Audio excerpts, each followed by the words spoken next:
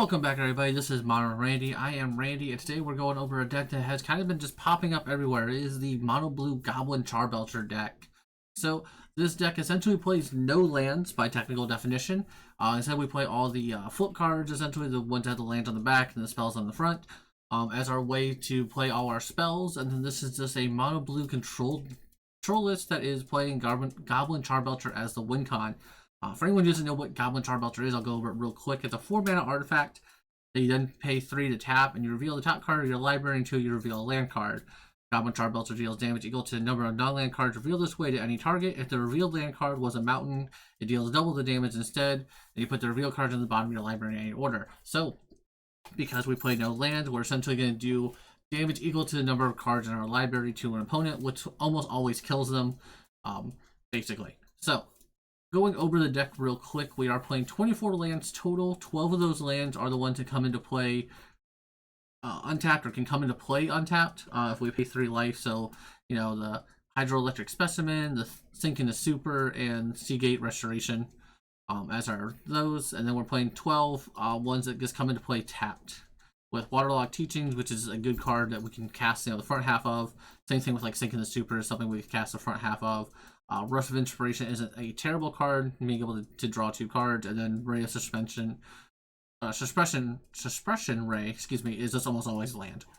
We're also running 4 Temeshis as a way to buy back our Lotus Bloom and kind of go off comboing through that, as well as just, Lotus Bloom is a good mana ramp. Same thing with the Whir of Invention. We have a couple cards on our sideboard for it, as well as you can just pay 3 mana and go get a Lotus Bloom, essentially getting a Black Lotus for 3 mana at the end of turn, and then go off. We're playing 4 Preordained. It's kind of just our way to have a little bit of card selection, a little bit of just like trying to find what we're looking for. And then we're playing 4 Force Negation, 4 Counterspell, 2 Commandeer, 4 Pack of Negation, and 2 Disrupting Shoal as our ways to counter spells and essentially stop our opponent from doing anything. If you notice, we are playing, I don't know why that got over there, 12 basically free counter spells essentially. So Pack of Negation is a free hard counter spell. You have to pay 5 at the beginning of your upkeep though, or you lose the game. Commandeer is a free thing that lets us steal spells for 2 blue cards. Obviously, we play a bunch of blue spells. Disrupting Shoal, we can pitch another spell equal to that, converted mana cost. So that way we can just, again, free counter spell. So having 12 interactive magic cards basically to stop our opponent from doing anything or stop them from stopping us is what we're basically doing here. And then obviously 4 counter spells, because counter spells is a good card. Notably though, if you are unfamiliar with like Pack Negation, so if you just like hard cast Goblin Charbelcher like turn 4, and then pass the turn, and then so they try to blow up your Goblin Charbelcher on their turn, you Pack Negation. When you go to your upkeep with the trigger on the stack from Pack Negation, you can just kill them with Goblin Charbelcher, and kind of end the game that way. Just a little tidbit in case people didn't know that. That does have like the Pact is a trigger ability that you have to pay to if you were to lose a game. So it's something that uses a stack, so you can just with that on the stack kill them. But overall, the deck is pretty simple-minded in the sense of like it's pretty obvious what it's doing. The gameplay is a lot different. For sure, there's a lot of like weird interactions and stuff like that. Temeshi is probably one of the best boons to this deck.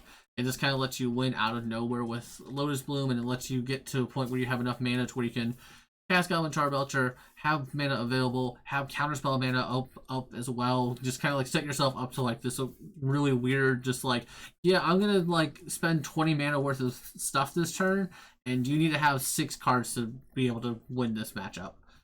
It's kind of crazy what it can do and what it can set up essentially, but this is a deck that I've really enjoyed just kind of like showing up. I've always liked the Goblin Charbelcher decks as a whole. It used to be, like the mono red or green red was the old Charbelcher list, and now we've come full circle to just being a counterspell deck that also just wins through combo. So it's a really fun deck. This deck is something that is really well positioned against the Boros energy decks. I think that's one of the big reasons why it's been popping up and doing well lately. Is it is hard for Boros Energy to kind of interact with this combo, especially like game 1, where if you're just faster than them, like you will just win before they can interact and do anything with you. So it is kind of crazy there. So your game 1's kind of good, and then your game 2 and 3 is where you have to like win. So it's kind of like the It's like the old like Dredge style decks, right? Where Dredge would almost always win game one, and then game two and three is where you had to get one of those games. But I mean, that's not terrible to a terrible spot to be in, for sure. It is a cool deck overall. I really liked it. There's not too much to say about it as a whole. It's definitely one of the more interesting decks. It's also a relatively cheap deck to build for the cost of like how modern really is. For some reason, Seagate Restoration is still a $20 card. I have no idea why that is. If anyone could tell me like what's driving the price of this card, I would love to know. Because Seagate Restoration sees a play as like a one or two of sometimes in decks, or like in the weird like Goblin, the Charbelcher decks, you'll see a play of four of, and then sees played nowhere else, and somehow this card has made a $20 price tag since it's printing, and it baffles my mind. I need someone to explain this to me like I'm a 5-year-old, please. But other than that, the deck's relatively cheap. Nothing's too super expensive. Pack negations are finally down to a reasonable price tag. Force negations are still a little pricey, I believe, as a whole, but that card, as wax and wane, will never really be super cheap. But outside of that, the deck's relatively cheap overall. And then the sideboard I have is probably not the correct sideboard anymore. This deck keeps changing its sideboard as a whole. If you go look at like MTG Top 8 or MTG Goldfish and look at like the decks that are doing well with this as a whole, they keep kind of like their sideboard keeps changing as a whole. So it's kind of interesting to see what will end up being like, you know, the best 15 sideboard. So this is just what this person was playing as a whole. So they were playing one Ensnaring Bridge, two Dampening Spears, and a Tolmage Crypt. I don't think this is a terrible sideboard. Like, these cards are terrible. I like the Dampening Spear as a whole against like the Storm deck, because the Storm deck is going to be somewhat faster than you as a whole. I like the one of the Ensnaring Bridge against like the Through the Breach decks and things like that. Just kind of like taxing them, making them have to have more artifact removal for you, things like that. Harbors of the Sea, obviously good against the Eldrazi decks running around, things like that. I like that.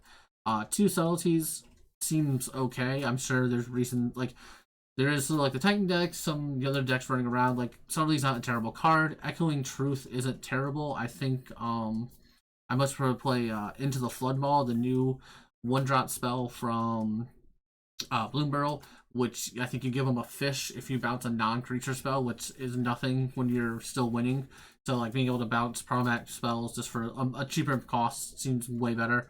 And then this player was playing 4 spell centers, probably for the control decks, I'm guessing, to help with the counter spell. Probably in there for the Boros energy decks that are running around. They play a bunch of, you know, problematic 2-drops, things like that. I don't think you probably need the 4 spell centers. I probably play some number of mystical disputes, because the biggest matchup this deck has a trouble with is obviously the control decks that are running also counter spells. So you get into that weird counter war and stuff where you're trying to resolve your one spell as a whole. But I do think this deck is really interesting, really fun. It's definitely something I plan to take to one of the few remaining RCQs I have left that I get to go to, since we didn't do well enough in Atlanta to qualify for the next RC. But this is a fun deck as a whole. I've enjoyed playing it just a little bit. I still need to pick up cards for it in real life to play it, but it is something that's interesting. It's something that's doing well. I implore you, if you like these kind of like combo style decks, to pick it up. It's really fun to play. And as always, guys, if you like what you're doing, like what I'm doing, like what you're seeing, go ahead and leave a like on the video. Subscribe to the channel to keep up with everything that I am doing. And let me know, what do you guys think of this deck? Is it the real deal? Is it just a flash in the pan? I'll catch you guys next time.